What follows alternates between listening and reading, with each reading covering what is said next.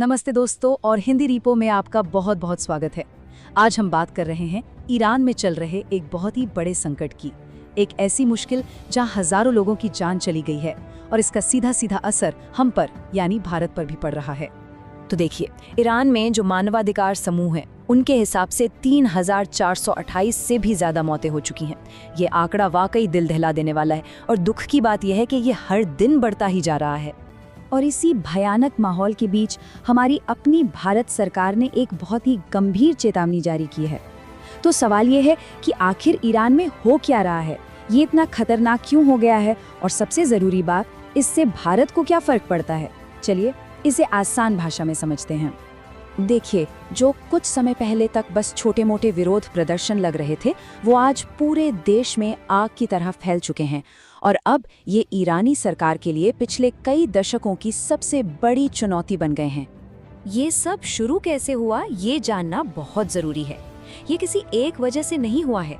असल में ये सालों से दबी हुई बहुत सारी परेशानियों का एक साथ फटना है, जैसे कोई ज्वालामुखी फट गया हो। तो आखिर ये आग भड़की क्यों? इसके पीछे कई कारण हैं, लेकिन इसकी जड़ें आम लोगों के रोज की जिंदगी से जुड़ी आर्थिक परेशानियों में है।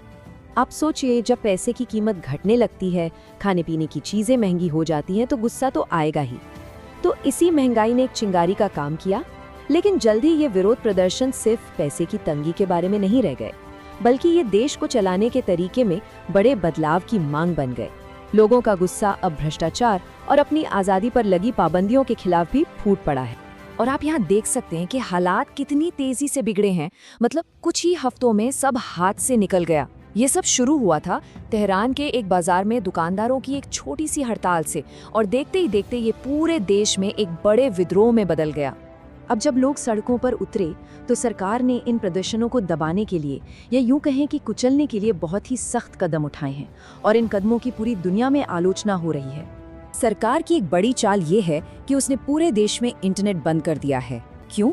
ताकि प्रदर्शनकारी एक दूसरे से बात न कर पाएं और देश के अंदर क्या हो रहा है इसकी खबरें बाहर की दुनिया तक न पहुंच पाएं। लेकिन इस अंधेरे के बावजूद अंदर से दिल दहला देने वाली खबरें किसी न किसी तरह बाहर आ ही रही हैं। रिपोर्ट्स ये बता रही हैं कि सुरक्षा बलों को प्रदर्शनकारियों पर सीधी गोलियां चलाने के आदेश दिए गए हैं। अब आप सोचिए, जब इस तरह की हिंसा होगी तो वहाँ के हालात हर किसी के लिए कितने खतरनाक हो जाएंगे, और इनमें वो विदेशी नागरिक भी शामिल हैं जो वहाँ रह रहे हैं। और यहीं से बात आती है हम पर। अब सवाल ये है कि इस पूरे संकट का भारत और वहाँ फंसे हमारे अपने लोगों पर क्या असर पड़ रहा है। एक अंदाजे के मुताबिक ईरान में लगभग 10,000 भारतीय हैं। इनमें स्टूडेंट्स हैं, तीर्थयात्री हैं, व्यापारी हैं, और अब उनकी सुरक्षा भारत सरकार के लिए सबसे बड़ी चिंता का विषय बन गई है। सरकार की चिंता कितनी बढ़ गई है ये आप साफ देख सकते हैं। 5 जनवरी को सरकार ने कहा था कि अगर बहुत जरूरी ना हो तो ईरान ना जाए, और अब 14 जनवरी को सीधे सीधे ये आदेश दिया गया है कि जो भी भारतीय वहाँ हैं वो तुरंत देश छोड़ दें। इतना ही नहीं, भारत और पश्चिमी देशों के बीच की जो फ्लाइट्स हैं वो भी ईरान के ऊपर से उड़ना बंद कर रही हैं, अपना रास्ता बदल रही हैं। हमारे विदेश मंत्री एस जयशंकर ने भी ईरान के विदेश मंत्री से भारतीयों की सुरक्षा को लेकर बात की है। लेकिन देखिए, ये संकट सिर्फ लोगों की सुरक्षा तक ही सीमित नहीं है। भारत के लिए एक बहुत बड़ा रणनीतिक मुद्दा भी दांव पर लगा हुआ है, और वो सबसे बड़ा सवाल है, भारत के चाबहार बंदरगाह प्रोजेक्ट का क्या होगा। आपको बता दूं कि ये बंदरगाह भारत के लिए बहुत ज़रूरी है। ये पाकिस्तान को बाईपास करते हुए अफगानिस्तान और सेंट्रल एशिया तक पहुंचने का हमारा गेटवे है। हमारा करोड़ों डॉलर का ये प्रोजेक्ट इस संकट की वजह से खतरे में आ गया है। तो अब आगे क्या?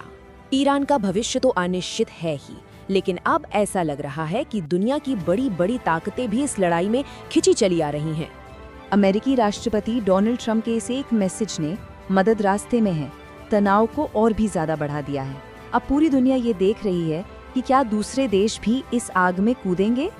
तो क्या ईरान का ये संकट मिडिल ईस्ट में एक बहुत बड़े युद्ध की शुरुआत है? फिलहाल कुछ भी कहना मुश्किल है, लेकिन स्थिति बहुत ही अप्रत्याशित और पूरी दुनिया के लिए खतरनाक बनी हुई है।